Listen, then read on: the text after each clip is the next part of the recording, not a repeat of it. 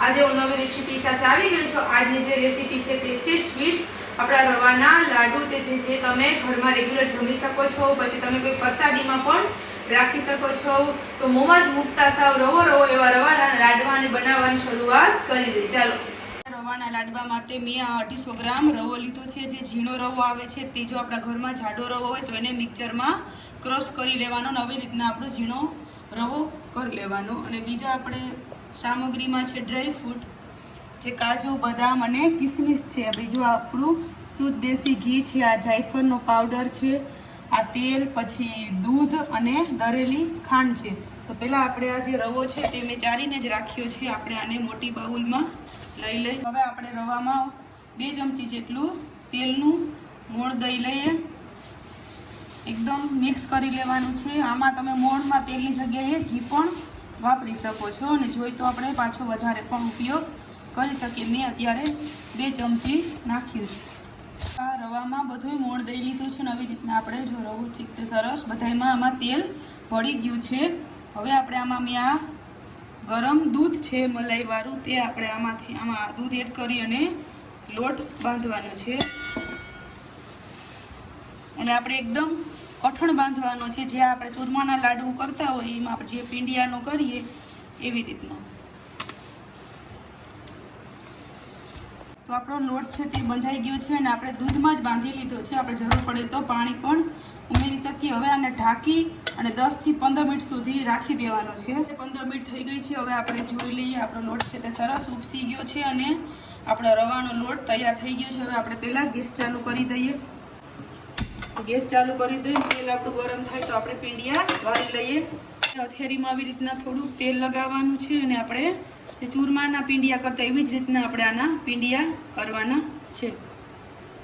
તો આ રીતે આપણે બધાય પીંડિયા વાળી લઈએ। આ બધાય પીંડિયા છે તે વરાઈ ગયા છે, અને તેલ પણ ગરમ થઈ ગયું છે। હવે આપણે આમાં ગરમ કરી લઈએ, અને ગરમ કરવા ટાણે ગેસ આપણે ધીમો રાખવાનો છે, જેથી એ કાચા ના રહે।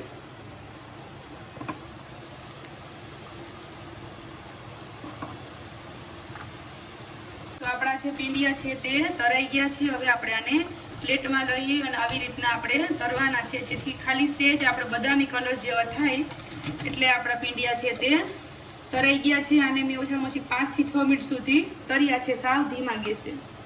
તો હવે આને ઠરવા દઈએ।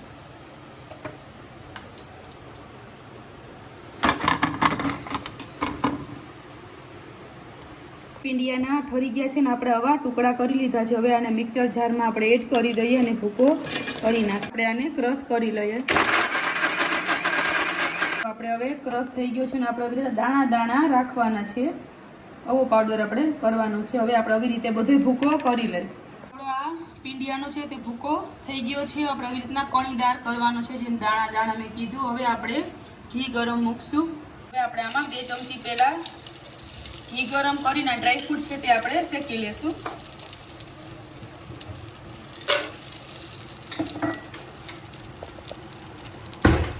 હવે આપણે આવી રીતના શેકી લઈ, ખાલી આપણે જરાક જ શેકવાના છે, 1-2 મિનિટ સુધી શેકી લઈશું।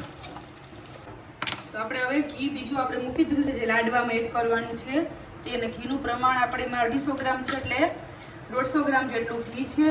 હવે આ જે દરેલી ખાંડ છે આપણી, આ દરેલી ખાંડ છે તે આપણે ભૂકામાં જ ઉમેરી દઈશું।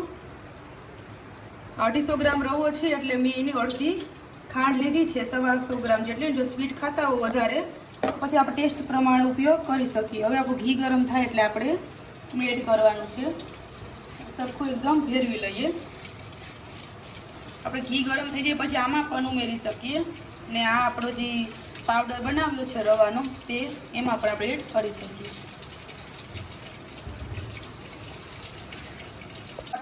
ઘી ગરમ થઈ ગયું છે, તેમાં આપણે આ ઉમેરી દઈએ। ગેસ છે તે મેં બંધ કરી દીધો છે। આ તો આપણો ઘી ગરમ છે એટલે એમાં બબલ્સ આવે છે।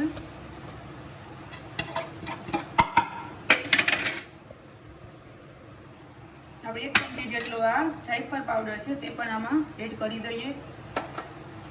બીજા જે શેકેલ ડ્રાયફ્રૂટ છે તે પણ આમાં એડ કરી દઈએ। હવે આને એકદમ સરખું ભેળવી લઈએ।